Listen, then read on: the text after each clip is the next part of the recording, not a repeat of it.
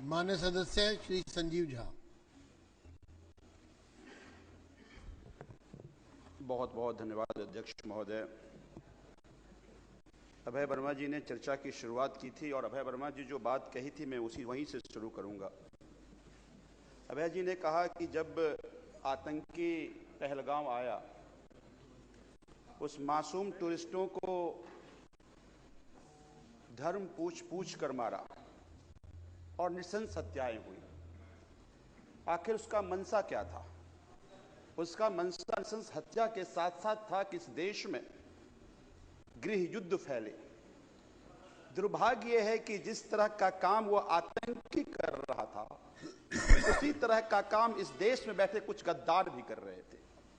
वो भी चाह रहा था धर्म के नाम पे नफरत फैले, और यहां इस देश में बैठे कुछ लोग भी चाहते थे कि धर्म के नाम पर देश बटे और ताकि ये उसके मंसूबे कामयाब हो।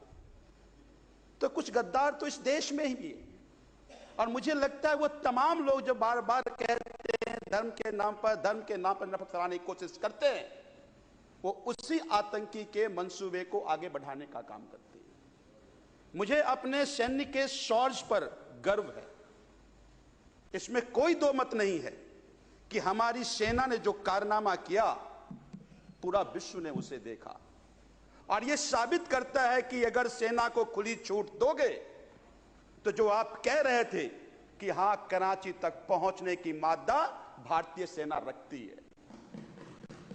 लेकिन दुर्भाग्य यह है कि जब सेना पहुंच रही थी, जब सेना कह रही थी हम कराची तक पहुंचेंगे, तो इस देश के मुखिया ने यह फैसला किया। यह फैसला इस देश के मुखिया ने नहीं किया। देश के मुखिया से पहले यह फैसला अमेरिका के राष्ट्रपति ने किया। हम लोगों को जानकारी यह दी गई कि यह फैसला इसलिए लिया गया कि पाकिस्तान गिड़गिड़ा रहा था। पाकिस्तान के सेना अध्यक्ष हमसे बात करने की कोशिश कर रहे थे। हम ये कह रहे हैं कि जो इस तरह के आतंकी कार्रवाई पहलगाम में किया, और अगर वो गिड़गिड़ा रहा तो उसकी गिड़गिड़ाने की आपने बात कैसे मान ली? फिर तो ये वक्त था, उचित समय था कि पहुंचकर उनको सबक सिखाने का, आखिर ये युद्ध विराम का फैसला क्यों हुआ।